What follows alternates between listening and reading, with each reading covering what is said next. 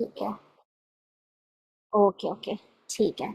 So thank you so much, आप सभी ने ज्वाइन किया। अगर आप कंफर्टेबल हैं तो आप वीडियोज एंड ऑडियो दोनों ऑन रख सकते हैं, अगर नहीं तो भी मुझे कोई दिक्कत नहीं है। मैं बस यही रिक्वेस्ट करूंगी, आप लोग ध्यान से सुनते रहिए। आइए हम लोग दूसरा कुरिन्थियों का पुस्तक हम लोग खोलेंगे अपने बाइबल्स में। उसके पहले अध्याय में हम लोग जाएंगे। दूसरा कुरिन्थियों पहला अध्याय।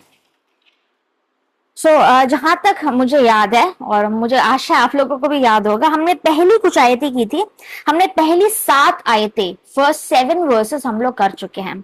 पहली 7 आयतें हमने कर लिया है। आज हम क्वेश्चन से शुरुआत नहीं कर रहे हैं। मैं आप लोगों के लिए क्विक रिविजन कर लेती हूँ। ठीक है। हमने देखा था कि ये जो पुस्तक है पौलुस ने कुरिन्थ की कलीसिया को लिखा है। ये चौथा पत्र है जो उन लोगों को लिख रहा है। और यहाँ पे बहुत सारे झूठे शिक्षक आकर लोगों को भरमा दिया था कि पौलुस खुद एक झूठा शिक्षक है। ये असली अपोस्टल भी नहीं है, असली प्रेरित भी नहीं है, ये तो यीशु मसीह के साथ था भी नहीं। और ऐसे करके लोगों ने वहां के लोगों को भड़का दिया था, कुरिन्थ की कलीसिया को। एंड उस वजह से क्या हुआ था, जो शिक्षा है वो कॉम्प्रोमाइज हो गया था। कि पौलुस ने जो भी शिक्षा, जैसी हमें कोई पसंद नहीं आता, उसका प्रीचिंग पसंद नहीं आता, और लोगों को वहां के प्रीचिंग, पौलुस का प्रचार से दिक्कत थी क्योंकि वो खरा वचन प्रचार करता था। और क्योंकि वो खरा वचन प्रचार कर रहा था, कुछ लोगों को दिक्कत हुई और उन्होंने उसके बारे में गलत बातें बोलना शुरू कर दिया। और जैसे हम उसके कैरेक्टर को हम खराब कर देते, जो कुछ भी उसने शिक्षा दी वो भी है ना डिस्क्रेडिट हो जाती है, लोग उसको भी झूठा ठहरा देते हैं। तो यही हुआ था। और पौलुस फिर पत्र लिखता है। ठीक है। इससे पहले उसने एक तीसरा पत्र लिखा था जिसमें उसने ताड़ना की थी एंड बहुत सारी बातें लिखी थी। वो पत्र खो चुका है, लेकिन वो पत्र पढ़ के कुरिन्थियों की कलीसिया पश्चाताप करती है। जब वो पश्चाताप करते हैं तो पौलुस में और उस कलीसिया में सुलह हो जाती है एंड सुलह करते हुए उसने ये पत्र लिखा है। तो पहले कुछ अध्याय, पहले 7 से 8 अध्याय तक हम क्या देखते हैं, सुलह है। और अपनी प्रेरिताई के बारे में पौलुस उस कलीसिया को बोल रहा है, लिख रहा है कि उसने कैसे दर्द और पीड़ा से उन लोगों को सिखाया, उनका पालन पोषण किया, उन लोगों के लिए प्रार्थना किया। 8वें अध्याय में हम क्या देखते हैं कि वो वापस लोगों को इंकरेज कर रहा है कि आप फिर से यहूदी की कलीसिया के लिए चंदा इकट्ठा करना शुरू करिए। क्योंकि वो लोग जब आए थे और पौलुस के खिलाफ भड़काया था, चंदा इकट्ठा होना बंद हो गया था। एंड जो यरूशलेम की कलीसिया थी, अकाल में थी, भूखमरी में थी, और उनके लिए फंड रेज होना बंद हो गया था। तो 8वें और 9वें अध्याय में हम क्या देखते हैं, पौलुस वापस से उनको प्रोत्साहित करता है कि आप चंदा बंद मत करो, अब वापस चंदा इकट्ठा शुरू करिए क्योंकि यरूशलेम की कलीसिया को जरूरत है। और आखिरी के 3 अध्याय क्या है, उन लोगों के लिए चेतावनियां जिन्होंने तब भी पश्चाताप नहीं किया था। कुछ गिने चुने लोग रह गए थे जिन्होंने अभी भी बलवा में खड़े हुए थे। तो लास्ट के जो 2-3 अध्याय हैं, हम 10, 11, 12, 13 हम ये देखते हैं इस विषय में कि उन लोगों को पौलुस चेतावनी दे रहा है कि आप वापस पश्चाताप करिए और खरी शिक्षा में वापस आइए, नहीं तो परमेश्वर का न्याय आप लोगों के ऊपर गिरेगा। तो ये पूरे किताब का ब्रेकडाउन है। ठीक है। पहली 7 आयतों में हमने क्या देखा था, पत्र की शुरुआत हम देखते हैं। पौलुस अपना इंट्रोडक्शन देता है, और जब अपना अपना इंट्रोडक्शन देता है वो क्या बोलता है, मैं एक प्रेरित हूं और किसी मनुष्य की इच्छा से नहीं, लेकिन पिता परमेश्वर की इच्छा से मैं यीशु मसीह का प्रेरित हूं। ठीक है। वो अपने आप को प्रेरित करके इंट्रोड्यूस करता है, अपने आप को बिलीवर करके नहीं, एवेंजलिस्ट करके नहीं, चर्च का लीडर करके नहीं, कुछ और करके इंट्रोड्यूस नहीं करता, लेकिन वो अपने आप को यीशु मसीह का प्रेरित। और जब हम प्रेरित बोलते हैं तो प्रेरित शब्द का अभिप्राय ही ये है जो भेजा गया हो और अधिकार के साथ भेजा गया हो। जब हम ये शब्द देखते हैं अपोस्टल यानी कि प्रेरित, जो इब्रानी भाषा में या फिर ग्रीक भाषा में उसका जो अर्थ है वो ये है कि ऐसा व्यक्ति जो अधिकार के साथ भेजा गया है। ठीक है। इसलिए वो अपने आप का इंट्रोडक्शन ऐसे करता है कि मैं ये परमेश्वर की इच्छा से भेजा गया हूं। और वो हमने पहले पिछली क्लास में पढ़ा था, आज हम नहीं पढ़ेंगे क्योंकि पहले ही हो चुका है। हमने देखा था कैसे उसका यीशु मसीह से टकराव दमिश्क के रास्ते में हुआ था, और यहाँ खुद परमेश्वर उसको चुनते हैं कि तुझे मेरे लिए बहुत कुछ सहना है। हमने पढ़ा था खुद परमेश्वर ने उसको चुनाव किया था। और अंताकिया का कलीसिया में हम देखते हैं कि कुछ लोग जब फास्टिंग एंड प्रेयर कर रहे थे, तो पवित्र आत्मा बोलते हैं पौलुस और सिलास को मेरे कार्य के लिए अलग कर दो। तो यहाँ पे वो पहले ही अपनी प्रेरिताई का स्टैंड लेना शुरू कर देता है। जब लोग कह रहे थे कि ये एक सच्चा प्रेरित नहीं, वो कहता है कि मैं सच्चा प्रेरित हूँ क्योंकि परमेश्वर ने मेरा चुनाव किया है, किसी मनुष्य ने। ठीक है, सो पहले 7वीं आयत में यही था। और हमने एक और बहुत इंपॉर्टेंट कॉन्सेप्ट हमने देखा था, वो ये था परमेश्वर जो दया का पिता है। एक दो लाइनों में मैं थोड़ा सा रिवीजन हम करेंगे, उसके बाद हम आगे चलेंगे। तो हमने क्या देखा था कि वो अपने क्लेश के बारे में बताता है कि कैसे हम जब बहुत सारे क्लेशों से गुजरते हैं तो हमारा पिता हमें उस क्लेश में बहुत दया भी दिखाता है, हमें हमें आशा देता है, हमें सांत्वना देता है।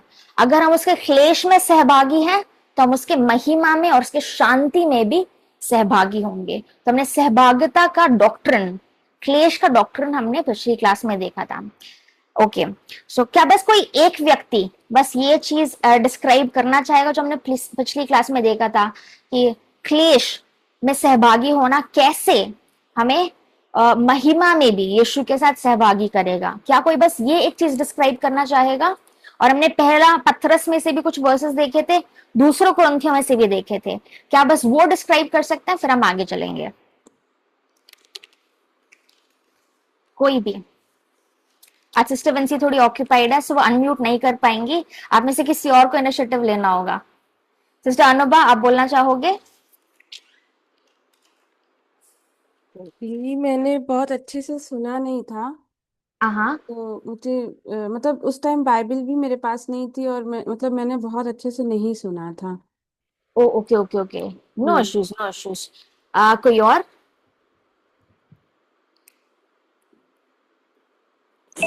इसमें पहले पत्रस में उसने दिया है कि 30 में जैसे जैसे मसीह के दुख में सहभागी होते हो आनंद करो, उसकी महिमा उसकी महिमा के प्रकट होते समय तुम आनंदित और मग्न हो। बिल्कुल सही, बिल्कुल सही। बहुत बहुत धन्यवाद, बिल्कुल सही कहा उन्होंने। हमने पतरस में देखा था कि पतरस लोगों को ऐसे बताता है कि अगर आपके ऊपर क्लेश हो रहा है, आपका सताव हो रहा है, तो उसमें चौंकना नहीं है, कोई नई बात नहीं हो रही, बल्कि आनंदित होना है। और हमने देखा था क्लेश इस वजह से नहीं होना चाहिए क्योंकि आप हत्यारे हो या फिर पाप की वजह से आप दुख भोग रहे हो, इस वजह से नहीं। लेकिन अगर आप सुषमाचार की वजह से सताए जाते हो तो हमें आनंदित होने की जरूरत है। ठीक है, एंड हमने कुछ क्वेश्चंस भी डिस्कस किए थे जो आज हम नहीं करेंगे। आइए हम 8वीं आयत से आज हम नीचे जाएंगे। ठीक है, सो 8 से लेके 11 तक प्लीज कोई पढ़ दीजिए।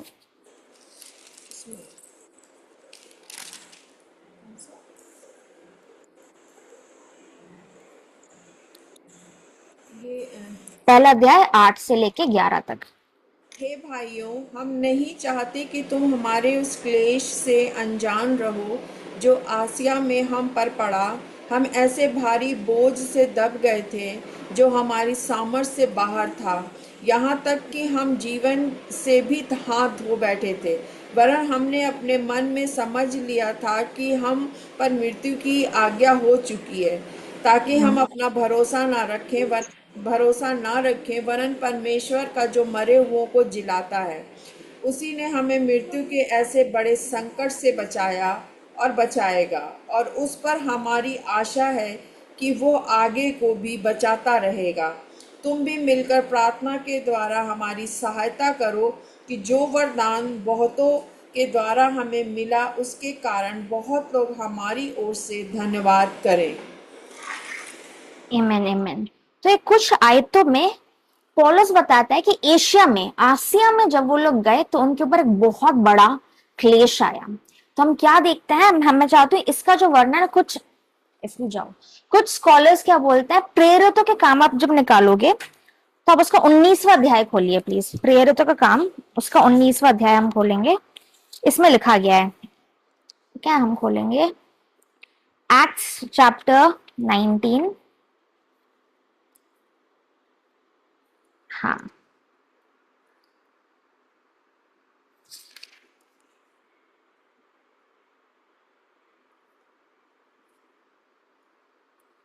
हाँ, इसे हम दीजिए मुझे।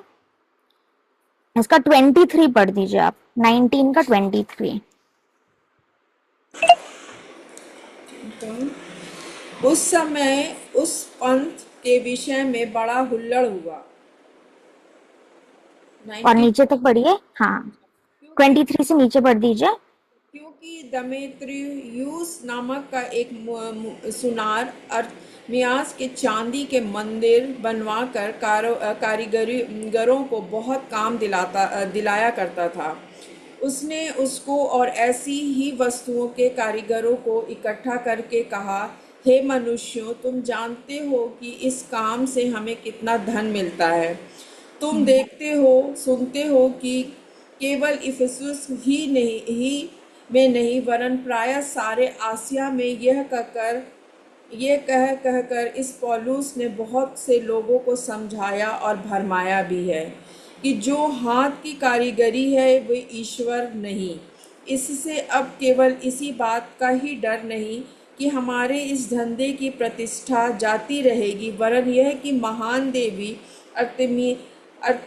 अर्तेमिस का मंदिर तुच्छ समझा जाएगा और जिसे सारा आसिया और जगत पूजता है उसका महत्व भी जाता रहेगा। हाँ, बस यहीं तक ठीक है। तो यहाँ पे थोड़ा सा वर्ण प्रेरित के काम में लिखा है कि ये क्या हुआ था, पौलुस जब यहाँ पे गया तो वहां पे डायना या फिर अर्तेमिस, अर्तेमिस की देवी का वो जगह था। और यहाँ पे क्या था, मेन एक बहुत बड़ा टेम्पल था और अर्तेमिस देवी की यहाँ पे लोग पूजा किया करते थे। ठीक है, और क्या है कि यहाँ पे बहुत सारे लोगों का यहाँ पे ऑक्यूपेशन या फिर धंधा ही ये था कि आइडल्स बनाते थे। ठीक है, ये लोग मूर्ति बनाते थे और मूर्ति बेच के इन लोगों का पूरा टेम्पल के ही आसपास यहाँ पे बहुत बड़ा बिजनेस था। ठीक है, अब पौलुस यहाँ पर आता है और सुसमाचार का प्रचार करता है। जब वो सुसमाचार का प्रचार करता है तो सबको ये बताता है कि जो आइडल्स है वो सच्चे परमेश्वर है, गॉड के बारे में लोगों को बताता है।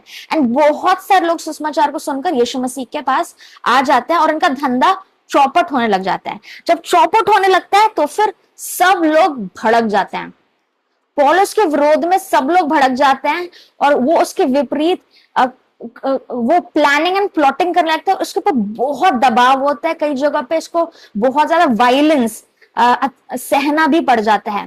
तो फिर इसलिए यहाँ पे हम दूसरे कुरिन्थियों में देखते हैं कि कुछ स्कॉलर्स कहते हैं कि इस यहाँ पे जो हुआ था उसी के विषय में लिखा गया है कि एशिया में उसको बहुत ज्यादा क्लेश सहना पड़ा, है ना। जब हम दूसरा कुरिन्थियों में हम वापस आएंगे, यहाँ पे कहा है कि आसिया में जब हम गए हम पे इतना भारी वो था कि हमें लग रहा था कि अब तो हम बचेंगे ही नहीं, हम पे मृत्यु की सजा आ चुकी है। एंड वो ये कुछ 8, 9, 10, 11 उसमें वो वही बताता है कि अब इस टाइम पे उसको ऐसा लग रहा था कि अब वो बचना ही नहीं वाला, लेकिन उसने परमेश्वर के ऊपर भरोसा किया, गॉड मुझे बचा सकते हैं। ठीक है, फिर मैं आप लोगों के लिए पढ़ूंगी 12 से नीचे। इसमें ज्यादा 8 से 12 तक ज्यादा कुछ नहीं दिया गया, वो बस अपना एक्सपीरियंस शेयर कर रहा है। ठीक है, 12 से नीचे मैं आपके लिए पढ़ती हूँ। हाँ, एक सेकेंड। क्योंकि हम अपने विवेक की इस गवाही पर घमंड करते हैं कि जगत में और विशेष करके तुम्हारे बीच हमारा चरित्र परमेश्वर के योग्य ऐसी पवित्रता और सच्चाई सहित था जो शारीरिक ज्ञान से नहीं परंतु परमेश्वर के अनुग्रह के साथ था। तो कहते हैं कि हम इतने भारी क्लेश से हम लोग गुजरे, सुसमाचार के लिए हमने इतना सहा। फिर वो यहाँ पे कलीसिया से कह रहे हैं कि हमारा जो चरित्र आपके सामने था वो पवित्रता के साथ था, हमने आप लोगों के साथ कभी गलत डीलिंग किया ही नहीं। क्योंकि लोग कह रहे थे कि ये लोग चंदा जो इकट्ठा कर रहे हैं वो तक गलत सेल्फिश मोटिव के लिए कर रहे हैं। तो पौलुस यहाँ पे कहता है कि हम हमारा विवेक हमारी गवाही देता है ना, 12 में लिखा है, अपने विवेक की इस गवाही पर घमंड करते हैं कि जगत में और विशेष करके तुम्हारे बीच में हमारा चरित्र परमेश्वर के योग्य ऐसी पवित्रताई और सच्चाई सहित था। पवित्रताई से हमने आपके साथ डील किया और सच्चाई के साथ हमने कभी आपसे कोई झूठ बोला ही नहीं। सच्चाई सहित था जो शारीरिक ज्ञान से नहीं परंतु परमेश्वर के अनुग्रह के साथ है। तो फिर से वो कहते हैं कि हमने शारीरिक ज्ञान से नहीं, परमेश्वर के अनुग्रह के साथ, आपके साथ पवित्रताई के साथ और सच्चाई के साथ डील किया। हमने आपको कभी सेल्फिश मोटिव के लिए आपको अथॉरिटी आपके ऊपर प्रैक्टिस करने की कोशिश नहीं की, आपके ऊपर हमने कंट्रोल जाहिर नहीं किया, आपको डोमिनेट नहीं किया, आपसे पैसे हमने हड़पा नहीं, हमने झूठा शिक्षा नहीं दिया, लेकिन इतना क्लेश हम लोगों ने से, इतना क्लेश था, फिर भी हमने आपके साथ साथ पवित्रताई के साथ और सच्चाई के साथ हम लोगों ने डील किया। ठीक है, हम आगे जाएंगे। 13वां आयत, हम तुम्हें और कुछ नहीं लिखते, केवल वह जो तुम पढ़ते या मानते भी हो, और मुझे आशा है कि अंत तक भी मानते रहोगे। बहुत सिंपल है, वो कह रहे हैं हम कुछ एक्स्ट्रा तुम्हें नहीं लिख रहे, लेकिन जो हमने शुरुआत से ही गॉस्पेल आपके सामने शेयर किया है, जो आप हमेशा से मानते आए हो, वही बातें हम आपको लिखते हैं। कुछ झूठा डॉक्ट्रिन या फिर कुछ एक्स्ट्रा बिब्लिकल डॉक्ट्रिन हम नहीं बोल रहे, कोई फॉल्स टीचिंग नहीं, लेकिन जो शुरुआत से ही हमने आपको सिखाया, हम वही बातें आपको लिखते हैं पवित्रता और सच्चाई के साथ। ठीक है, आयत 14, जैसा तुम में से कितनों ने मान लिया है कि हम तुम्हारे घमंड का कारण हैं, वैसे तुम भी प्रभु यीशु के दिन हमारे लिए घमंड का कारण ठहरोगे।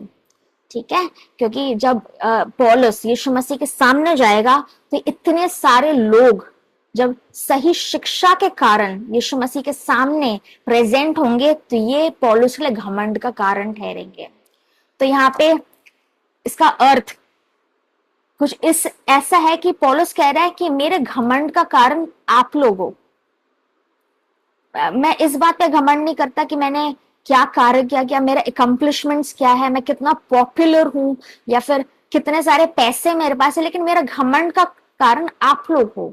जो जो लोग, जितने उसने यीशु मसीह के लिए जीते थे, जितने लोगों को सुसमाचार उसने सुनाया, जितने लोगों को यीशु मसीह में उसने बिल्ड किया, पौलुस कहता है आप मेरे लिए घमंड का कारण हो। जैसे हम आपके लिए घमंड का कारण है, वैसे आप लोग भी मेरे लिए यीशु मसीह के सामने मेरे लिए घमंड की, मैंने इतने सारे लोगों को यीशु मसीह के लिए, आप मेरा अकम्प्लिशमेंट हो। तो पौलुस ये कहना चाहता है कि मेरा अकम्प्लिशमेंट जो मैंने आज तक जीता है, या मैंने जो कुछ भी उखाड़ा है इस दुनिया में, वो एक्चुअली आप लोग हो। ये कॉन्ग्रीगेशन है। जो लोग उसको डिस्क्रेडिट कर रहे थे कि यार इसके पास कुछ नहीं है, ये है वो है, वो कहता है कि जो लोग मैंने जीते हैं यहाँ पे, जो यीशु मसीह में स्ट्रांगली खड़े हैं, ये मेरा प्राइड है, ये मेरा घमंड है कि यीशु मसीह के सामने देखो गॉड, मैंने आपके कितने लोगों को खड़ा किया, ये मेरा अकम्प्लिशमेंट है। जो लोग कह रहा है ना कि इसके पास कुछ नहीं है, ये ऐसे ही है, कहता है कि आप लोग मेरे लिए घमंड का कारण ठहरोगे। ठीक है, हम आगे जाएंगे। हाँ, हम लोग 15 से नीचे पढ़ेंगे। 15 आयत में आप लोगों के लिए रीड कर रही हूँ।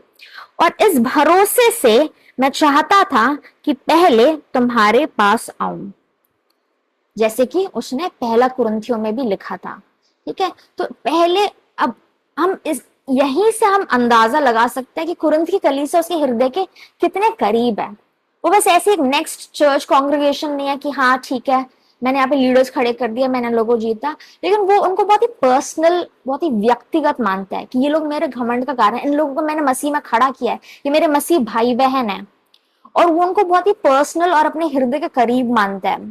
तो उसको इतना कॉन्फिडेंस था, इसलिए हम देखते हैं कि पहला कुरिन्थियों 16 अध्याय में हम देखते हैं वो वहां आना चाहता था। तो कहते इसलिए मेरा प्लान था कि मैं आपसे मिलूं, मैं वापस हम लोग मिले, हम मसीह के प्रेम को हम लोग एक साथ हम शेयर करें, लेकिन ऐसा हो नहीं पाया था। ठीक है, हम आगे देखते हैं ठीक है क्या होता है। तो मैं आयत 15 आप लोगों के लिए पढ़ रही हूँ। और इस भरोसे से, इसी भरोसे से मैं चाहता था कि पहले तुम्हारे पास आऊं। क्या क्या भरोसा था? कि पवित्रताई के साथ उन लोगों के साथ डील किया, सच्चाई के साथ उन लोगों के साथ उसका डीलिंग था, कभी कुछ खोट नहीं किया, लोगों का गलत इस्तेमाल नहीं किया, उनका फायदा नहीं उठाया, उनसे पैसे नहीं हड़पे। ठीक है, जो कुछ एक्स्ट्रा बिब्लिकल डॉक्ट्रिन उनको नहीं सिखाया, जो स्टार्टिंग से सिखा रहे थे वही बातें वो उनको लिखते थे, और वो उनका घमंड का कारण थे यीशु मसीह के सामने, जो कार्य परमेश्वर ने इन लोगों के अंदर किया था। तो इस सारे भरोसे की वजह से वो उसने क्या बोला था, मैं मकेदोनिया होते हुए कुरिन्थ में आपसे मिलने के लिए आऊंगा। ठीक है, मैं चाहता था कि पहले आपके पास आऊं कि तुम्हें एक और दान मिले। ये दान, ये बेनिफिट क्या है कि हमारी मुलाकात हो, कुछ एक्स्ट्रा दान की बात नहीं कर रहा। इंग्लिश में मैं आपके लिए रीड करूंगी, अगर आप किसी के पास इंग्लिश है तो प्लीज 15th वर्स पढ़ दीजिए, 15th फर्स्ट चैप्टर का ही, अगर आपके पास इंग्लिश है तो।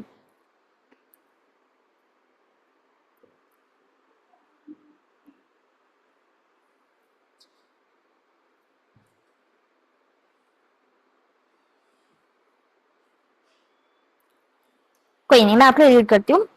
And in this confidence, I intended to come to you before that you might have a second benefit. ठीक है, तो कहते हैं कि इसलिए मैं आपके पास आना चाहता कि दूसरा विजिट वो हो जाता आपके पास। तो ये दान जो है वो बेनिफिट है, कुछ अलग से गिफ्ट नहीं, जो उनका मुलाकात होना था उसी को ही वो दान कहते हैं कि आपको एक्स्ट्रा दान या सेकंड बेनिफिट मिले। तो उनका जो मीटिंग होना था उसी को वो कहते हैं, ठीक है, कि आप ये मिले। फिर 15 से मैं नीचे पढ़ रही हूँ, 16, और तुम्हारे पास से होकर मकेदुनिया को मैं जाऊं। मकेदुनिया होकर उसको कुरिन्थ आना था, फिर वहां से होते हुए फिर से वो, हमने मैप देखा था, मकेदुनिया को वो जाए, और फिर मकेदुनिया से तुम्हारे पास आऊं और तुम मुझे यहूदिया की ओर कुछ दूर तक पहुंचाओ। ठीक है, मैं ये वाला आयत आप लोगों के लिए फिर से पढ़ रही हूँ, 16। और तुम्हारे पास से होकर मकेदुनिया को जाऊं और फिर मकेदुनिया से तुम्हारे पास आऊं और तुम मुझे यहूदिया की ओर कुछ दूर तक पहुंचाओ। तो ये 2 बार वहां जाना चाह रहा था, आप समझ रहे हो, मकेदुनिया से होते हुए वहां पे, फिर दोबारा से ऐसे करके, फिर उनसे मिलते हुए वो यहूदिया जाता। इसी को कह रहे सेकंड बेनिफिट या फिर दूसरा दान। वो 2 बारी मकेदुनिया होते हुए उनसे के पास जाना चाहता, पहले कुरिन्थ, फिर मकेदुनिया, फिर कुरिन्थ, उसके बाद यहूदिया। ये पूरा मैप हमने पिछली बार देखा था, इसलिए आज हम वो पूरा मैप रिपीट नहीं करेंगे। ठीक है, हमने पहले ही देखा था कैसे वो 2 बारी होते हुए यरूशलेम जाना चाहता था। ठीक है, तो वो यही कह रहा है, वो सेकंड बेनिफिट यही है कि 2 बार जब वो उनसे मिलना चाहता था मकेदुनिया से होते हुए, फिर वो कलेक्शन करके यहूदिया जाना चाहता था। वो यही बात कह रहा है कि मेरे पास इतना कॉन्फिडेंस था, इतना विश्वास था, मैं इसलिए आपके पास आना चाहता था, फिर आपसे होते हुए मैं यरूशलेम जाना चाहता था। ठीक है, यहूदिया की ओर कुछ दूर पहुंचाऊं। आयत 17, इसलिए मैंने जो यह इच्छा की थी, तो क्या मैंने चंचलता दिखाई? ठीक है, सो अब हम एक नेक्स्ट पोर्शन में आ चुके हैं। यहां से लेके, इस आयत से लेके नीचे पूरे आयत तक एक टॉपिक है। ठीक है, अब क्या है कि जो झूठे भविष्यवक्ता यहाँ पर आ गए थे, वो पौलुस पे एक और दोष डाल रहे थे, और वो दोष ये था कि व्यक्ति प्लान्स बनाता है लेकिन ये व्यक्ति प्लान्स कभी पूरे नहीं करता। ये बोलता है मैं आपके पास आऊंगा, लेकिन देखो ये नहीं आया, या फिर डिले हो गया, या फिर देखो ये आता है, कहता है कि मैं आऊंगा लेकिन वो नहीं आता और उसके थोड़े दिन बाद आता है, या फिर बोलते। तो ये जो लोग थे कह रहे थे ये अपने वादे का पक्का व्यक्ति नहीं है, यह व्यक्ति चंचल है, जो ये बोलता है वो ये नहीं करता। तो इस एक चीज का दोष पौलुस के ऊपर लगाया जा रहा था, इसलिए इसने ये टॉपिक उठाया है। ठीक है, आयत 15 से लेके पूरा नीचे 24 तक, 15 से लेकर 24 तक ये पूरा जो पोर्शन है आप लोग नोटबुक में लिख सकते हो। ये इस चीज को एड्रेस कर रहा है कि लोगों ने इसको बोला था कि ये चंचल है, ये अपनी बातों का पक्का व्यक्ति नहीं है। कभी बोलता है, ये प्लान्स तो बनाता है, ये बोलता होता है कि मैं आपके पास आऊंगा। पिछले पत्र में भी उसने बोला था, पहले कुरिन्थियों में, कि मैं आऊंगा, लेकिन आता नहीं है, फिर डिले हो जाता है, फिर तिमोथी आता है। मतलब जो ये बोलता है ये होता नहीं है। इसलिए पौलुस से कहता है कि मेरे पास कॉन्फिडेंस था, लेकिन फिर क्या हुआ, क्लेश आ गया। जब मैं आसिया में था, और हमेशा कई बार ऐसा होता है हम प्लान्स बनाते हैं लेकिन बहुत विपत्ति आ जाती है, स्पेशली जब हम सेवकाई के लिए निकलते हैं। मेरे साथ पर्सनली ये बहुत ज्यादा होता है कि जिस दिन मीटिंग होता है उसी दिन क्या, या फिर टायर पंचर हो जाएगा, पेट्रोल खत्म हो जाएगा, घर पे पानी नहीं होगा, या फिर हम रास्ता खो जाएंगे, कोई व्यक्ति बीमार हो जाएगा, या फिर घर पे लड़ाई हो जाएगी। कुछ ना कुछ करके डेविल रुकावट डालने की कोशिश करता ही करता है। एंड हमने देखा था, इसलिए पूरा मेंशन करे, बिल्डअप क्यों दे रहा है, क्योंकि ये अपना केस इन लोगों के सामने रख रहा है। तो इसलिए हमने पिछली आयत में क्या पढ़ा था, आसिया में जब मैं था, मेरे पर इतना बड़ा क्लेश आया था, मुझे लगा कि अब मैं खत्म हूं। वो तो परमेश्वर था जिसने मुझे बचा लिया, और वो आगे भी मुझे बचाएगा।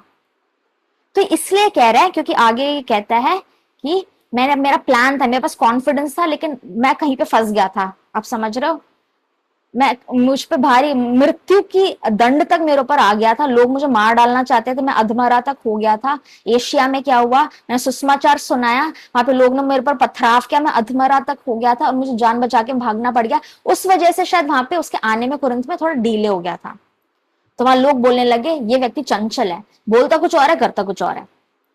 तो इस चीज को लेके भी पौलुस के प्रेरिताई पे क्रेडिबिलिटी इश्यूज हो रहे थे, इसलिए इसने पूरे अध्याय में ये बातें बोल रहा है कि एशिया में मेरे साथ ये हो गया था। ठीक है, अब मैं आपके लिए कौन सी आयत पढ़ूं? आप 17, हाँ 17 आयत पढ़ दीजिए प्लीज, पहला अध्याय का ही।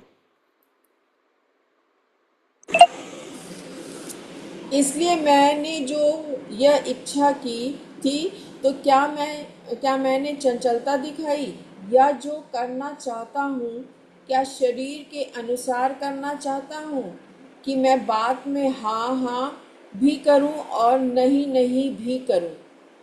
हाँ, तो कह रहा है क्या मैंने चंचलता दिखाई, क्या मैं ऐसा है कि मैं हाँ हाँ भी करूं और मैं नहीं नहीं भी करूं? तब आप समझ रहे हैं ये लाइन क्यों बोल रहा है? ये वही नहीं बोल रहा है, ये इसलिए बोल रहा है क्योंकि लोग सच्ची में उसको प्रणाम डाल रहे थे कि पौलुस अब चंचल हो। कभी हाँ बोलता है, कभी नहीं बोलता है, कभी बोलता है कि मैं आऊंगा, कभी बोलता है मैं नहीं आऊंगा, बोलता है आऊंगा लेकिन नहीं आ पाता है, फिर बहुत डीले करके आता है, और फिर ये व्यक्ति कॉन्फिडेंस दिखाने लगे, ये चंचल है, ये हवा में बातें करता है, इसलिए ये कह रहा है। देखिए मेरे पास विश्वास था, मुझे आप पे पूरा घमंड था, मैंने जो कुछ लिखा मैंने एक्स्ट्रा बिब्लिकल कुछ भी नहीं लिखा, लेकिन आप मेरे ऊपर झूठा नाम लगा रहे हो। ठीक है, क्या मैंने चंचलता दिखाई? अब हम नीचे पढ़ेंगे कि वो इस विषय में वो क्या बोलते, क्या मैंने शरीर के अनुसार किया है ये सारी चीजें। ठीक है, तो अब क्या है, पौलुस एक ऐसा व्यक्ति था, अगर आप प्रेरितों के काम में उसका पूरा लाइफ पढ़ोगे, वो प्लान शरीर के अनुसार नहीं बनाता था, वो आत्मा के चलाए वो व्यक्ति चलता था। ठीक है, हम कैसे करते हैं कि चलो कल हम यहां जाएंगे, है ना, हमारे बुद्धि के अनुसार एवरीडे लाइफ में हम यहां जाएंगे और कल के दिन हम वहां पर भी जाते हैं। लेकिन जब प्रेरितों के काम हम पूरा पढ़ेंगे तो आपने कई बार देखा होगा, पौलुस के विषय में उसने सपने में देखा कि गॉड उसको एक देश की ओर लीड कर रहा है, और वो दूसरे दिन उठता, वो वहां को चला जाता। जैसे पवित्र आत्मा उसको वहां जाने से रोकता तो वो वहां नहीं जाता, है ना। हमने कई बार प्रेरितों काम में ऐसे वर्सेस हम देखते हैं कि वो ऐसे लगता है कि उसने दर्शन में देखा कि एक व्यक्ति कह रहा है आप हमें यहाँ पे, वो बुला रहा है पौलुस को कि आप मेरी सहायता करो, तो उसको समझ आता है कि यहाँ पे द्वार खुला है सुसमाचार के लिए, तो वो वहां पे जाता है। आइए हम खोल के देखेंगे, मैं आपको वर्स भी बता देती हूँ। ठीक है, एक सेकंड दीजिए मुझे।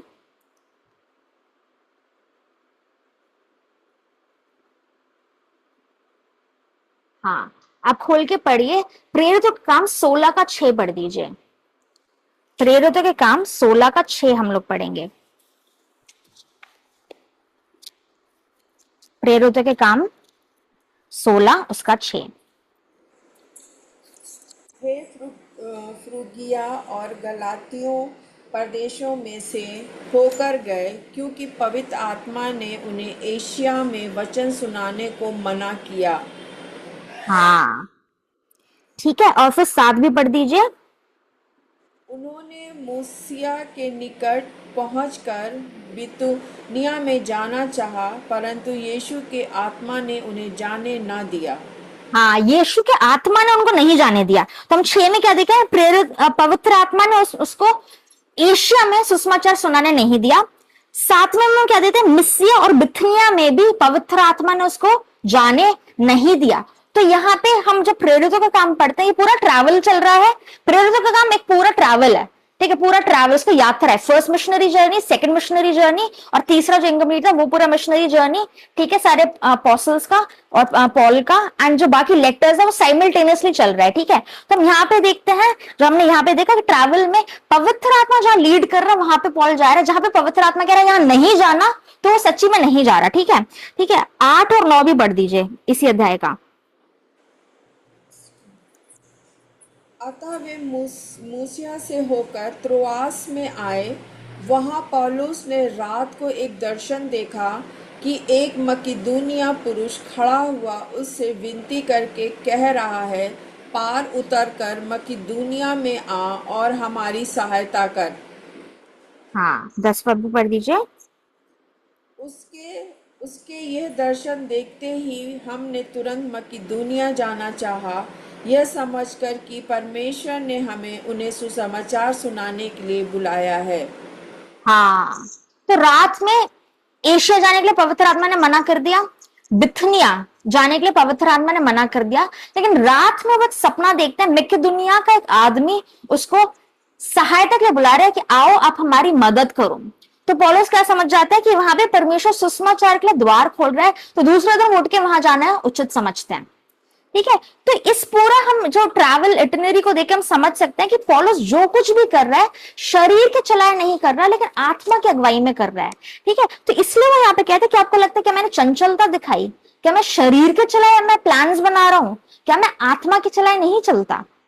ठीक है, तो जो डिले हो गया था, कई बार ये डिले हो जाता है, लेकिन पॉल कह रहा है कि मैं कुछ भी प्लान्स शरीर के चलाए नहीं चलता, कोई भी प्लान्स मैं अपने ह्यूमन विजडम से नहीं बनाता। जो भी पवित्र आत्मा मुझे जैसे जैसे लीड करते जाते हैं, मैं वैसे वैसे ही मैं चलता हूं और मैं वैसे वैसे ही प्लान्स बनाता हूं। डीले कई बार इसलिए हो गया था क्योंकि एक बहुत डिफिकल्ट सिचुएशन में फंस गया था, लेकिन उसका प्लान जो भी वो बनाता है, जो भी वो लेटर्स में लिखता है, वो ह्यूमन विजडम से नहीं कर रहा।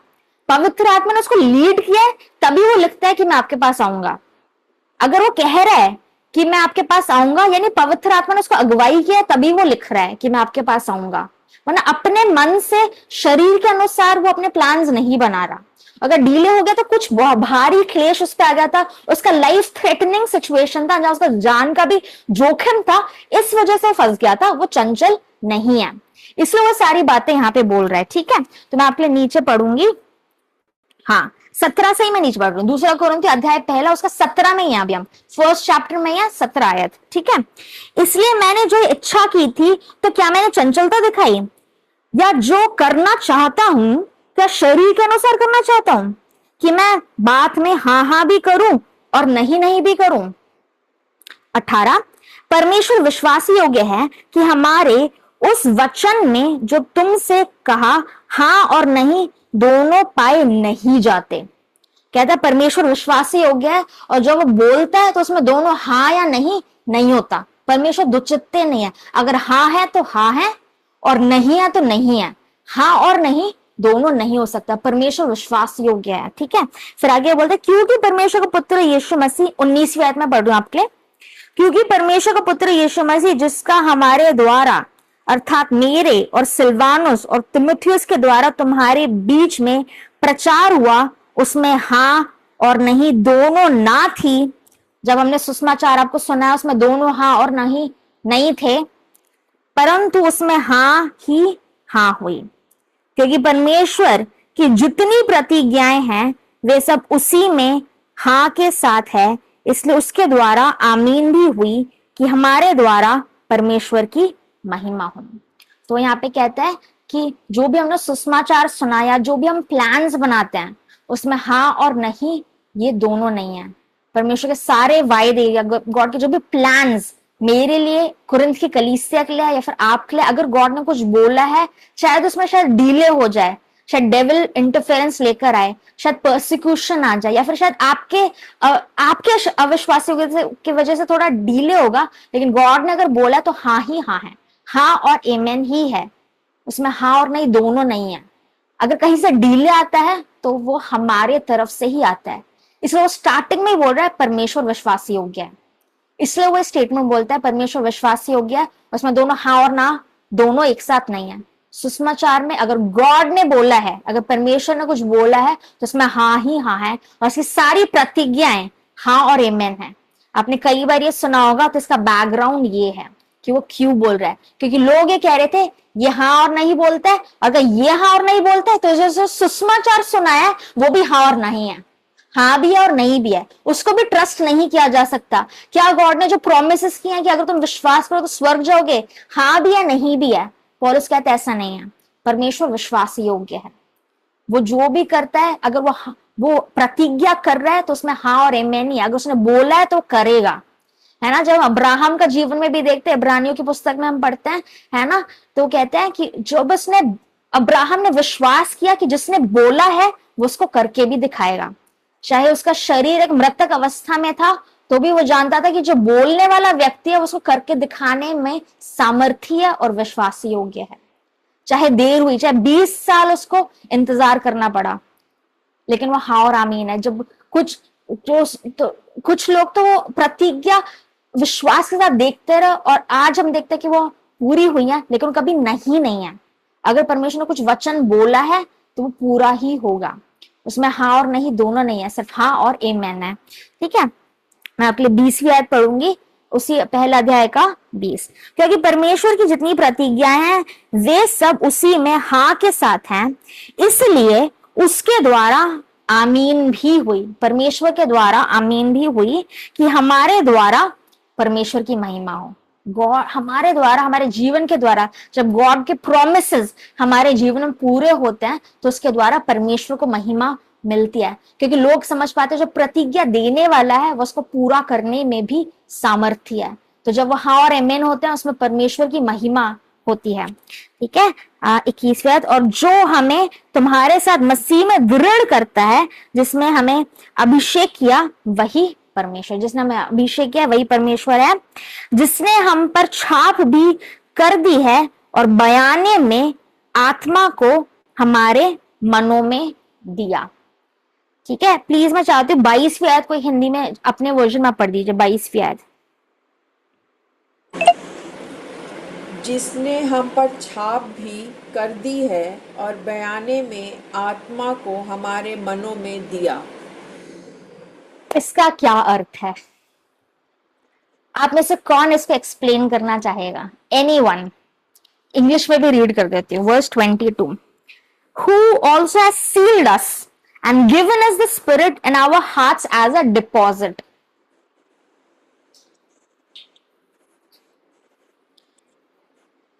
Twenty-one से पढ़ती हूँ। Now he who establishes us with you in Christ and has anointed us is God, who also has sealed us and given us the Spirit in our hearts as a deposit.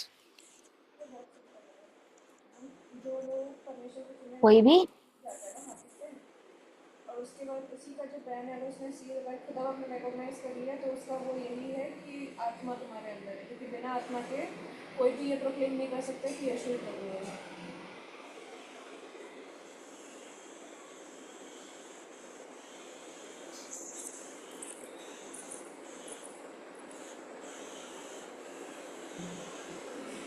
कोई भी व्यक्ति?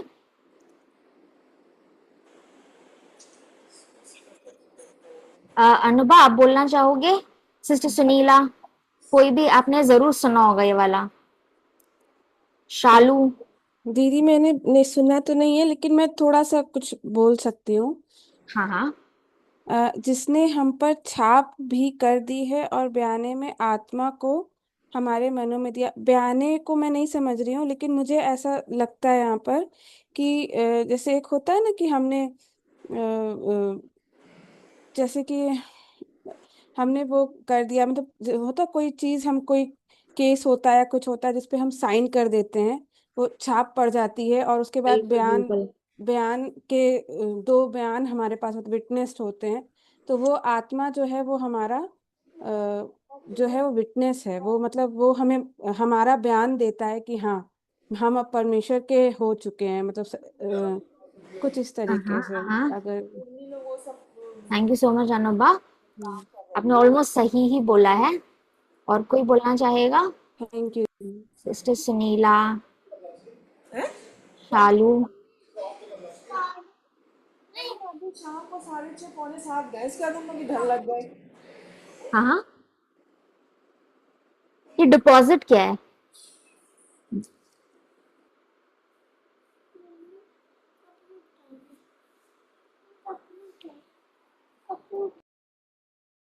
एक second दीजिए मुझे।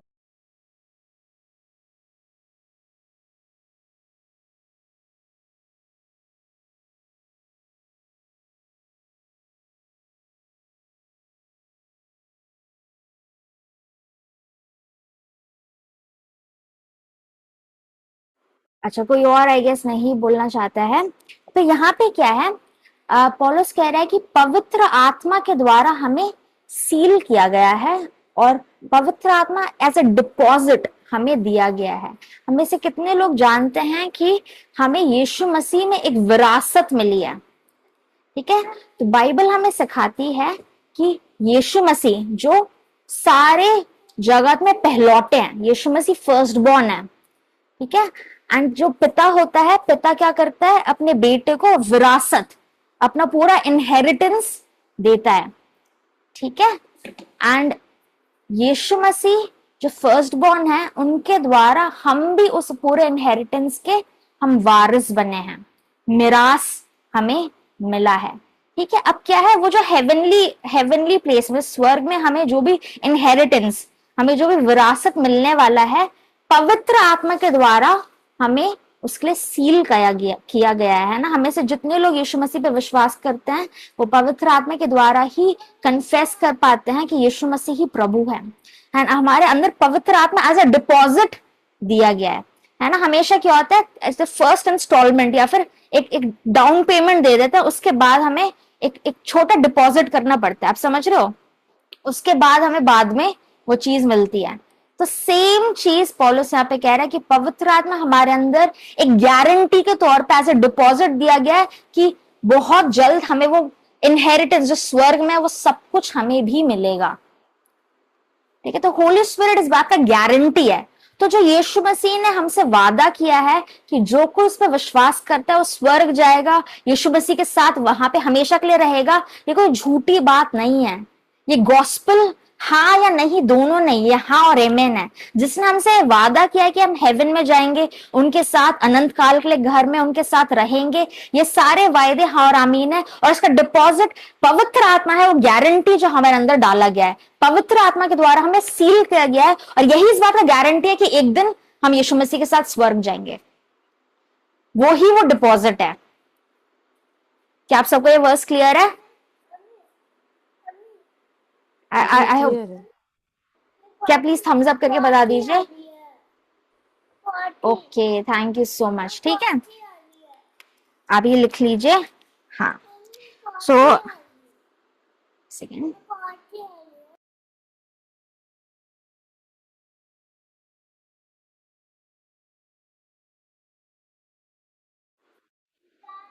आइए हम आगे बढ़ेंगे, ठीक है।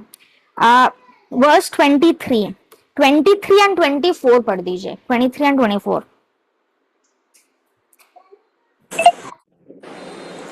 मैं परमेश्वर को गवाह करके कहता हूँ कि मैं अब तक कुरिन्थियंस में इसलिए नहीं आया कि मुझे तुम पर तरस आता है, यह नहीं कि हम विश्वास के विषय में तुम पर प्रभुता जताना चाहते हैं, परंतु तुम्हारे आनंद में सहायक हैं, क्योंकि तुम विश्वास ही से स्थिर रहते हो। हाँ, ठीक है। तो फिर ये क्या कह रहे हैं, परमेश्वर को गवाह करता हूं कि मैं तुम्हारे पास इसलिए नहीं आया, क्योंकि ये किस समय की बात कर रहा है, उसने पहला कुरिन्थियों का 16 अध्याय में क्या बोला था कि मैं मकदुनिया होते हुए मैं आपके पास आऊंगा, लेकिन आसिया में जो क्लेश हुआ उस वजह से थोड़ी देरी हो गई थी। क्यों क्या कह रहे हैं, मुझे कॉन्फिडेंस था, मैं तुम्हारे पास आना चाहता था, जो मैंने पहले भी कहा था, लेकिन कुछ वजह से देरी हो गई। तो कहता है अब क्या कि मैं अब तक कुरिन्थ में इसलिए नहीं आया कि मुझे तुम पर तरस आता था। क्यों? क्योंकि जब तक वहां पे आने का समय हुआ तब तक वहां पे बहुत ज्यादा बलवा खड़ा हो गया था और उसने कुछ देरी की, क्योंकि जब पहले वो वहां पे गया था इतना ज्यादा वहां पे बलवा था कि वहां पे लोग उसको सह नहीं रहे थे। तो उसने कहा कि मैंने थोड़ा डिले किया कि आपके पास मैं अभी नहीं आऊंगा, नहीं तो क्या फिर से बहुत ज्यादा लड़ाई झगड़ा होगा, एंड इस वजह से मैं रुक गया। क्योंकि वहां दोबारा आने की वजह मैंने क्या किया, थर्ड लेटर, तीसरा पत्र लिखा, ठीक है। तो इसलिए वो ये कह रहा है, ठीक है। वर्स 23 में पढ़ रहा हूं, मैं परमेश्वर को गवाह करता हूं कि मैं अब तक कुरिन्थियों में इसलिए नहीं आया कि मुझे तुम पर तरस आता था, यह नहीं कि हम विश्वास के विषय में तुम पर प्रभुता जताना चाहते हैं, मैं तुम्हें प्रभुता नहीं करना चाहता, परंतु तुम्हें तुम्हारे आनंद में सहायक है, क्योंकि तुम विश्वास ही से स्थिर रहते हो। तो इसलिए वो कह रहा है कि इतना बड़ा क्लेश वहां पे हो गया था, रिबेलियन वहां पे आ गया था, इसलिए मैं तुम्हारे पास नहीं आया, मैंने थोड़ी देरी की, ठीक है। तो यही पूरा यहाँ पे पहला अध्याय खत्म हो जाता है। और उसके जो प्लान्स चेंज हो गए थे, लोगों ने कहा कि वो चंचल है, और उसके ऊपर जो क्लेश आया था, और उस वजह से उसकी चंचलता, उसके कि यार ये चंचल है, मतलब सुसमाचार, जो सुसमाचार हमें बोलता है कि हमारा भी पुनरुत्थान होगा, हम भी यीशु मसीह के साथ रहेंगे, इस बात पे क्वेश्चन आ गया था। इसलिए पौलुस कहते हैं कि पवित्र आत्मा हमें as a deposit, as a guarantee हमें दिया गया है कि जो परमेश्वर बोलता है वो हाँ और आमेन है, और उन्होंने अगर वादा किया है तो वो होगा ही होगा। उसका गारंटी पवित्र आत्मा हमारे अंदर दिया गया है। इस बात का गारंटी है कि जो उन्होंने बोला है वो विश्वास से और वो करके ही दिखाएंगे। ठीक है, और फिर वो इसलिए कहते हैं क्योंकि बलवा हो गया इसलिए मैं आपके पास नहीं आया, इसलिए मैंने थोड़ा देरी किया। यहाँ पे हमारा पहला अध्याय खत्म हो जाता है। क्या किसी के पास कोई सवाल है अभी तक, या कुछ टॉपिक क्लियर नहीं है, कुछ रिपीट करना है? ये समय हम सवालों के लिए लेंगे।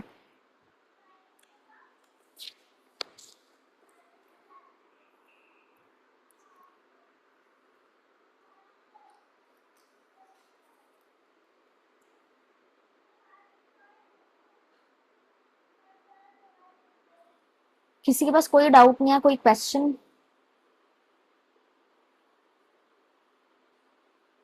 कोई भी व्यक्ति?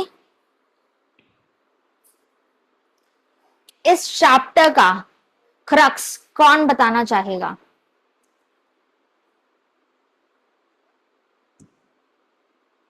ये चैप्टर तो अब आपको काफी थॉरली हो गया होगा।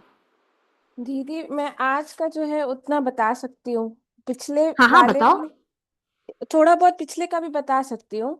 जैसे ओके। कि सबसे पहले तो जो पौलुस था वो ये जो पत्र है, जैसा कि आपने बताया कि 4 पत्र लिखा था जिसमें से एक ये पत्र है, और 2 पत्र ही अब बाइबल में रह गए हैं, 2 खो गए हैं।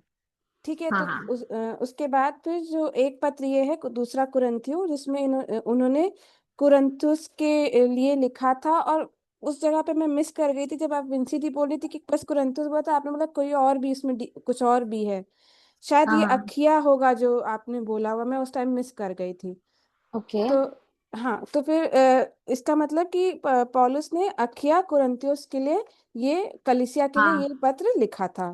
फिर बिल्कुल उसके बाद बिल्कुल। हाँ, पौलुस जो था उसको उसके लिए बहुत सारी गलत धारणा लोगों में फैलाई गई थी इस बात को लेके कि वो परमेश्वर जीसस का वो प्रेरित नहीं है, डायरेक्ट प्रेरित नहीं हम्म था वो तो बाद में आया है और वो सच्चा हम्म प्रेरित है भी नहीं। लेकिन ये बात हम्म पौलुस जानता था, और फिर उस इसीलिए इस चीज को वो बना के बेस बना के उसके बारे में बहुत सारी चीजें फैलाई गई कि वो जो चंदा भी जो कलेक्ट कर रहा है वो भी झूठा है, काइंड ऑफ दिस, इस तरीके से उसके बारे में बहुत सारी बातें फैलाई गई। और हम्म ये भी फैलाया गया कि वो मतलब कभी कुछ बोलता है कभी कुछ बोलता है, संचलता है उसके मन में।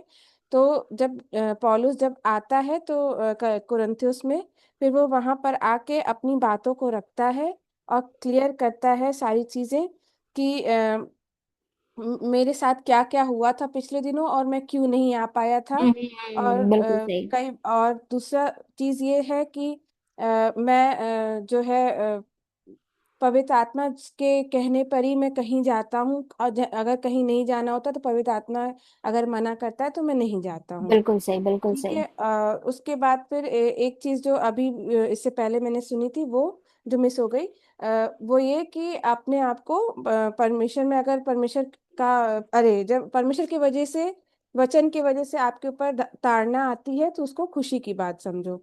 हाँ ठीक है। हाँ हाँ, और बिल्कुल उसके सही। बाद फिर एक चीज और आपने पिछली बार बताया तो वो मुझे बहुत अच्छे से याद थी कि जो वो परेशानियां आती हैं, बीमारी जो आती है वो 2 तरीके से आती है। एक तो हमारे हाँ एग्जाम के वजह, मतलब हमारा एग्जाम होता है, मतलब हमारा क्या बोलते हैं, परीक्षा होती है हमारी, हाँ। कि हम परमेश्वर में हैं तो कितने हैं, उसके वजह से हम्म, होती है। और दूसरा रीजन है कि हमारे पाप के वजह से बिल्कुल हमारे ऊपर परेशानियां आती हैं, बीमारियां आती है। और बिल्कुल सही। हाँ, और आज का तो ये सब चीज जितना है वो बस ये कि हाँ वाली बात। और ये जो है पवित्र आत्मा हमारा जो है जो है हमें सील कर दिया गया, और पवित्र आत्मा जो है वो हमें दिया गया है एज अ डिपॉजिट। हाँ और बस इतना। हाँ बहुत धन्यवाद। तो ये वर्स इम्पोर्टेंट है जो 22 है कि पवित्र आत्मा मायने बायने में दिया गया है, वो ऐसा डिपॉजिट है। ठीक है, तो आज हम दूसरा अध्याय थोड़ा सा करेंगे, उसके बाद हम बंद करेंगे। मे 15 मिनट्स अब हम और करेंगे, ज्यादा लेट हम लोग नहीं जाएंगे। ठीक है, तो दूसरा अध्याय का मैं थोड़ा सा शुरुआत आपको बता देती हूँ। पहली 4 आयतें, फर्स्ट 4 आयतें, वो फिर से कुरिन्थ को ये बोल रहा है कि मैं क्यों नहीं आ पाया। फिर से वो इसी बात का वो एक्सप्लेनेशन दे रहा है कि मेरी आने में देरी क्यों हुई या फिर मैंने अपना को रोके क्यों रखा। ठीक है, पहली 4 आयतें फिर से उसी बारे में है। ठीक है, फिर 5 से लेके 13 तक, 5 से लेके 13 तक एक दूसरा टॉपिक है। अब क्या हुआ था कि इसके दो वो हैं। पहला तो ये है कि क्या है, जिस व्यक्ति ने कुरिन्थी कलीसिया को भड़काया था, वहां पे जो बलवा का जो लीडर था, उसके विषय में यहाँ पे पौलुस कहता है कि क्या है कि इसने, जिस व्यक्ति ने बलवा किया उसका पश्चाताप, अब अगर उसने पश्चाताप कर लिया है तो अब उसको माफ कर दीजिए। ठीक है, अब अगर वो रिपेंट कर रहा है, अगर उसने अपनी गलती मान लिया, वो वापस परमेश्वर के पास आ गया है, वो अपनी गलती मान चुका है, तो आप उसको माफ कर दो। कहीं ऐसा ना हो कि वो इतना ज्यादा निराश हो जाए कि वो बैकस्लाइडिंग में ही चले जाए और गॉड को ही छोड़ दे। ठीक है, तो ये इस विषय में। अब इस यहाँ पे जो है, इस व्यक्ति का नाम नहीं लिखा हुआ कौन है, तो हम डेफिनेट रूप से नहीं बोल सकते। कुछ लोग, कुछ स्कॉलर जैसे भी बोलते हैं कि जो पहला कुरिन्थी में जिसने व्यभिचार किया था, ये उसके बारे में। ठीक है, क्योंकि पहला कुरिन्थी अगर आप याद करोगे तो 5वें अध्याय में एक व्यक्ति के विषय में पौलुस ने लिखा था जिसने क्या किया था, वो व्यभिचार में था। आपको याद है, पहला कुरिन्थी अध्याय 5 में एक व्यक्ति था जो अपने पापा की वाइफ के साथ व्यभिचार कर रहा था, उसके साथ सो रहा था। तो पौलुस ने उस विषय में क्या कहा था कि इसको अपने बीच में से अलग कर दो, उसको अपने बीच में से हटा दो, क्योंकि थोड़ा सा खमीर पूरे आटे को बर्बाद करता है। ठीक है, तो ये दो ऑप्शन, यहाँ पे नाम नहीं लिखा हो तो हमें नहीं पता किसके बारे में। तो स्कॉलर्स जितने बाइबल लोग पढ़ते हैं वो लोग कहते हैं कि या फिर ये उस जिसने व्यभिचार किया था उसके बारे में ये बोल रहा है, या फिर जिसने बलवा का जो लीडर था उसके बारे में ये बोल रहा है। दोनों कोई भी हो, अगर ये बंदा पश्चाताप कर रहा है तो उसको इतना पनिशमेंट देने की जरूरत नहीं है। अगर ये पश्चाताप कर, इसको वापस कांग्रेगेशन में आप लोग वापस ले लो, उसको इतना अपने आप से एक्सटर्मिनेट मत करो कि ये डिसअपॉइंट होकर छोड़ ही दे चर्च, तो उसको अपने पास वापस ले आओ। ठीक है, तो ये लिखा हुआ है। और लास्ट में जो 14 अध्याय से 17 तक है, ये यीशु मसीह में हम जो जयवंत से भी बढ़कर है इस विषय में। तो दूसरे अध्याय में बस ये 3 टॉपिक हैं और ये 3 हम जल्दी जल्दी से करने की कोशिश करें। हो जाता है तो ठीक है, नहीं तो हम नेक्स्ट क्लास में देखेंगे। आइए हम दूसरा अध्याय खोले। प्लीज अब पहली 4 आयतें मेरे लिए पढ़ लीजिए।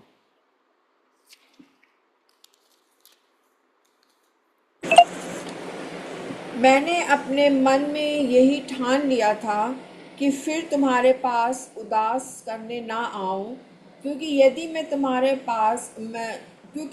तुम्हें उदास करूं तो मुझे आनंद देने वाला कौन होगा? केवल वही जिसको मैंने उदास किया। और मैंने यह बात तुम्हें इसलिए लिखी कि कहीं ऐसा ना हो कि मेरे आने पर जिसने मुझे आनंद मिलना चाहिए मैं उसे उदास हूँ, क्योंकि मुझे तुम सब पर इस बात का भरोसा है कि जो मेरा आनंद है वही तुम सबका भी है।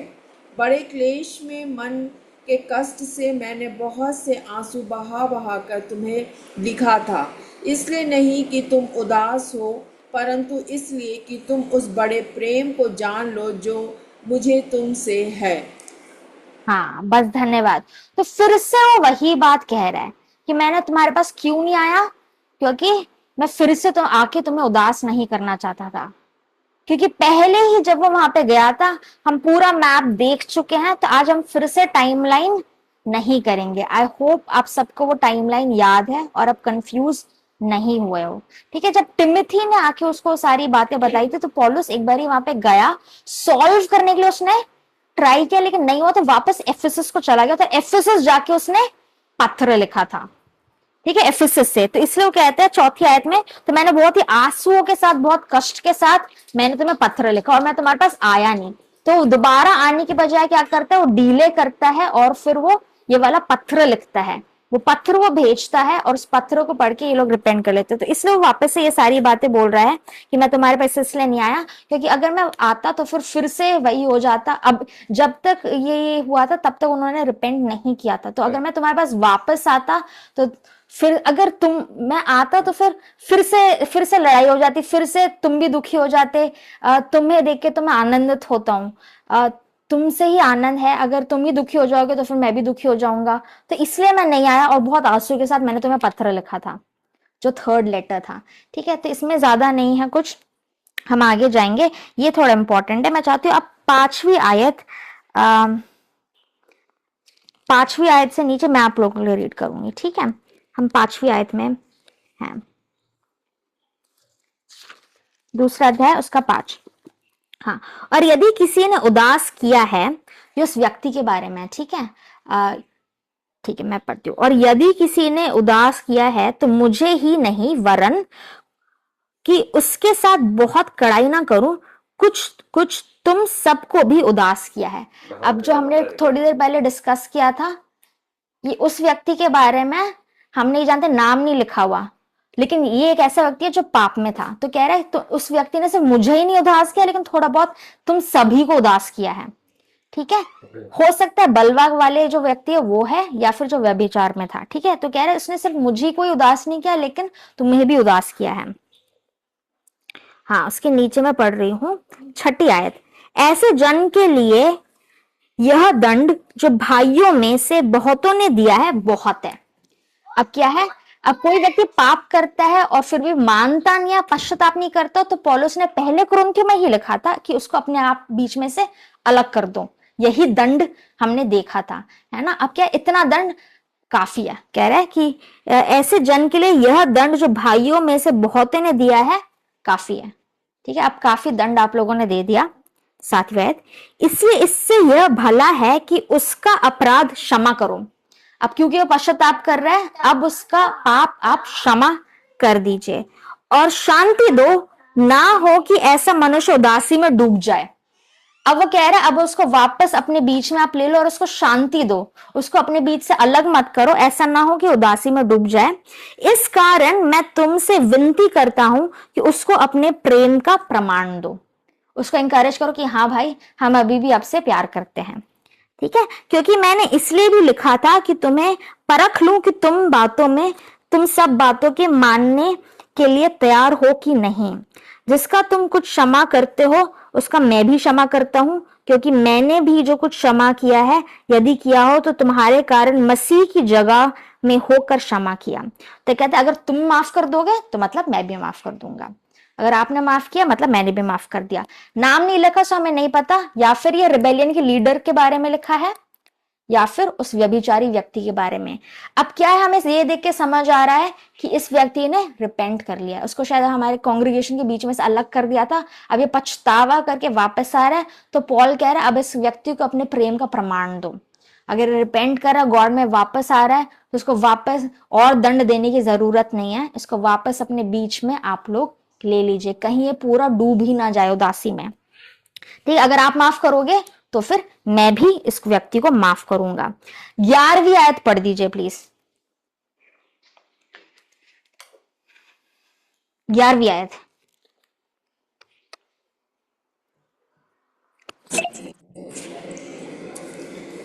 कि शैतान का हम पर दांव ना चले, क्योंकि हम उसकी युक्तियों से अनजान नहीं। हाँ, ऐसा ना हो कि शैतान आए और इस फूट का फायदा उठा ले। ठीक है, तो कह रहे हैं अब शैतान को ज्यादा अवसर मत दो, अगर वो बंदा पछता रहा है आप वापस उसको कांग्रेगेशन में मिला लो, जितना दंड अभी तक दिया है उसके लिए वो दंड काफी है। ऐसा ना हो कि इस चीज का शैतान फायदा उठाए, या फिर उसके अंदर खटास डाल दे, या फिर लोगों के अंदर हेट्रेड डाल दे। इस सिचुएशन का शैतान फायदा नहीं उठाना चाहिए, यही बोल रहे पौलुस। ठीक है, आइए हम लास्ट पोर्शन करेंगे। हम हाँ 12 और 13 पढ़ दीजिए। जब मैं मसीह का सुसमाचार सुनाने को त्रोआस आया और प्रभु ने मेरे लिए एक द्वार खोल दिया, तो मेरे मन में चैन ना मिला, इसलिए कि मैंने अपने भाई तीतुस को नहीं पाया। इसलिए उससे विदा होकर मैं मकिदुनिया को चला गया। हम सब ऑलरेडी जानते हैं कि ये किस विषय में बोल रहा है, क्योंकि पिछली क्लास में हमने ये देखा था, है ना। जब वो इस अध्याय के स्टार्टिंग में बोल रहा है कि मैं तुम्हारे पास आया नहीं था क्योंकि ऑलरेडी आप लोग बहुत ही दुखी थे, मैं थोड़ा और समय देना चाहता था, आपको देख के तो मैं खुश होता हूं, मैं आ जाऊं, आप भी दुखी हो जाओ, मैं भी दुखी हो जाऊं, इसलिए मैं आपके पास आया नहीं, लेकिन मैंने रोते हुए बहुत कष्ट के साथ मैंने एक पत्र आपको लिखा, ठीक है, और तितुस के हाथ में वो पत्र भेजा। ठीक है, अब ये यही बात वो वापस कह रहा है कि क्या है, सुसमाचार के लिए थ्रोआस में एक द्वार खुला था। ठीक है, थ्रोआस में मैं सुसमाचार सुना रहा था, लेकिन तितुस वापस आने में बहुत देरी कर रहा था, तो मैं उसको ढूंढते हुए मकदुनिया को चला गया, वापस वहां पे मुझे मिला, फिर मुझे खुशखबरी मिली कि अब हमारे बीच में, कुरिन्थ में और मेरे बीच में सलाह हो गई है। ठीक है, तो ये सारी चीजें हम पहले से ही डिस्कस कर चुके हैं, तो हम नहीं इसमें ज्यादा जाएंगे। ठीक है, फिर हम सीधा 14, 15, 16, 17 करके हम लोग ये चैप्टर आज हम फिनिश करेंगे। मैं आप लोगों के लिए रीड करती हूँ। ठीक है, आई बिलीव आपको 12 और 13 याद है ना, तुतुस वाला चीज, थ्रोआस वाला जो हम पहले टाइमलाइन में कर चुके थे। ठीक है, प्लीज मुझे एक थम्स अप दे दिया अगर आपको याद है।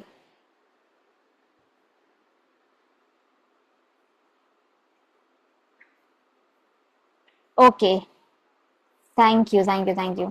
ठीक है, सो इस वो वापस वही कह रहा है, जो थर्ड लेटर लेके वो वापस आया, मुझे वो मिला नहीं, उसमें डीले आ रहा था आने, और तो मेरा मन बहुत मचल गया था, मैं मकदूनिया गया, वहां पे आके वो मुझे मिला, मैं बहुत खुश हो गया। अब मैं ये चौथा पत्थर आपको लिख रहा हूँ खुशी से।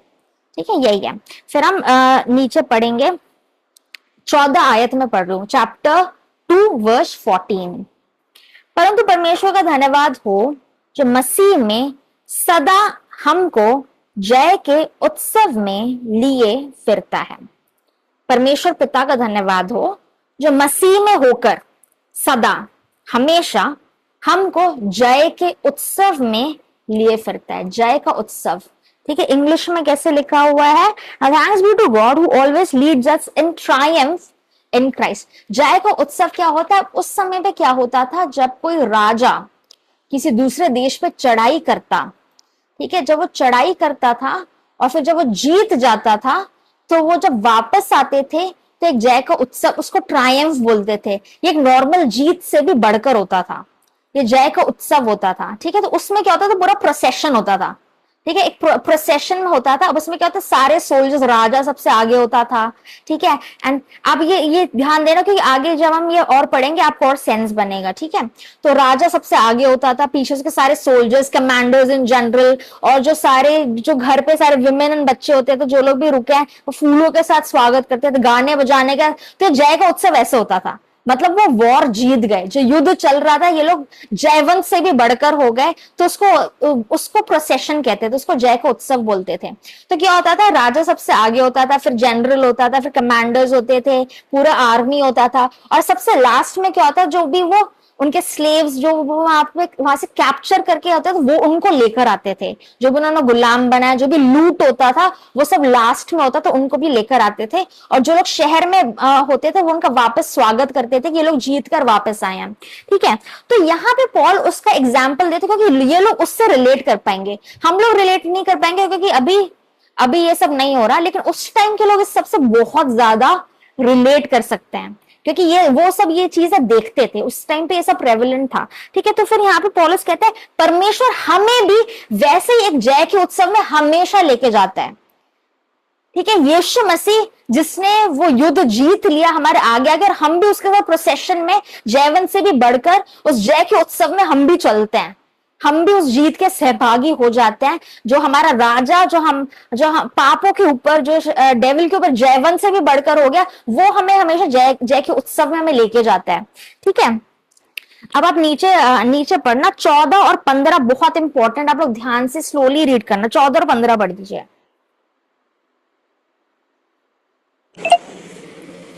परंतु परमेश्वर का धन्यवाद हो जो मसीह में सदा हमको जय के उत्सव में लिए फिरता है और अपने ज्ञान की सुगंध हमारे द्वारा हर जगह फैलाता है, क्योंकि हम परमेश्वर के निकट उद्धार पाने वालों और नाश होने वाले दोनों के लिए मसीह की सुगंध हैं। हाँ, हम नाश होने वालों के लिए भी सुगंध है, हम जो बचाए जाने वाले हैं उसके लिए भी सुगंध है।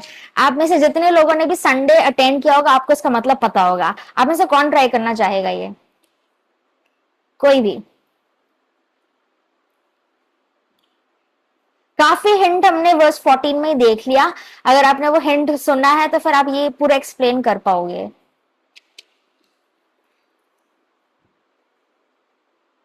कोई भी? परमेश्वर हमें जय के उत्सव में लेके जाते हैं। जो बचाए जाने वाले हैं उनके लिए भी हम यीशु मसीह की सुगंध है, जो नाश होने वाले हैं उनके लिए भी हम यीशु मसीह की सुगंध है या फिर दुर्गंध है, ऐसे लिखा हुआ है। इसका क्या अर्थ है?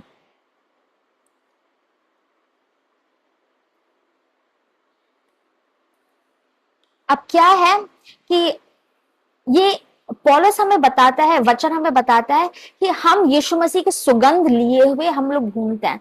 जो कोई हमसे मिलता है वो यीशु मसीह को हमारे द्वारा जान पाता है। हम यीशु मसीह की सुगंध हम लोग कैरी करते हैं, ठीक है। अब क्या है, जो बचाए जाने वाले हैं, जो उस सुसमाचार को सुनते हैं और सुन के बच जाते हैं, उनके लिए हम यीशु मसीह की खुशबू है। और वो कह रहे जो नाश होने वाले हैं उनके लिए हम मृत्यु की गंध है। जो कोई भी व्यक्ति सुसमाचार को सुन के विश्वास नहीं करता उस पर दंड की आज्ञा है, यानी मृत्यु की आज्ञा है। लेकिन जो कोई सुसमाचार को सुनता है उस पर विश्वास कर लेता है, उस पर अनंत जीवन की आज्ञा है, क्योंकि उसने यीशु मसीह पर विश्वास कर लिया। तो उसके लिए हम क्या, हम यीशु मसीह की खुशबू हम लेकर आए। लेकिन जो व्यक्ति विश्वास नहीं किया तो ऑटोमेटिकली वो व्यक्ति अब क्या है, जब उसका मृत्यु होगा, यीशु मसीह आएगा, वो व्यक्ति अनंत काल के मृत्यु की ओर जाएगा। उसके लिए हम गंध है। इसका क्या मतलब है उसका हम देखेंगे जब हमने ये रीड किया था कि जय के उत्सव में, प्रोसेशन में लेके जाता है। तो जय के उत्सव में क्या होता था, विजयी लोग भी थे और पीछे स्लेव्स लोग भी हुआ करते थे, ठीक है। तो अब ये एक जय का उत्सव चल रहा है, ठीक है।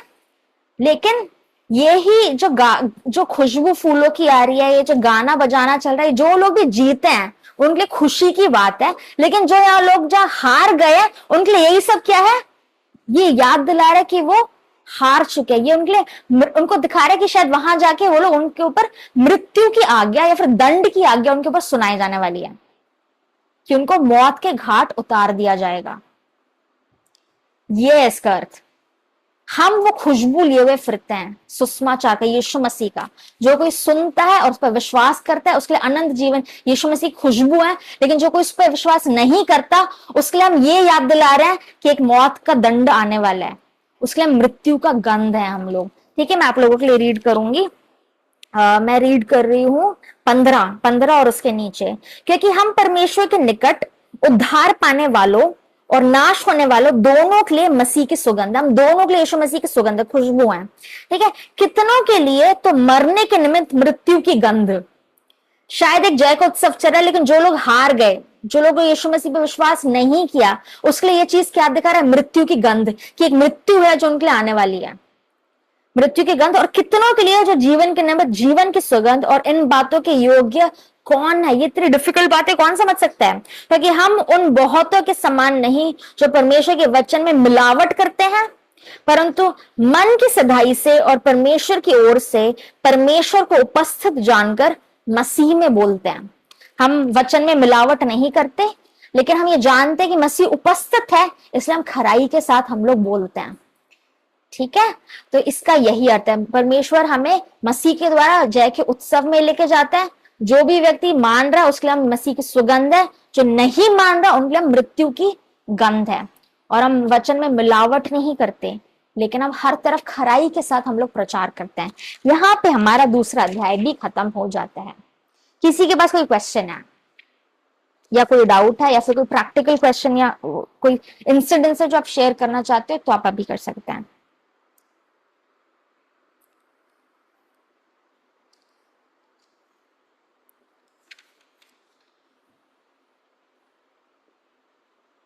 अगर नहीं है, एक सेकेंड, हम रिकॉर्डिंग स्टॉप करेंगे।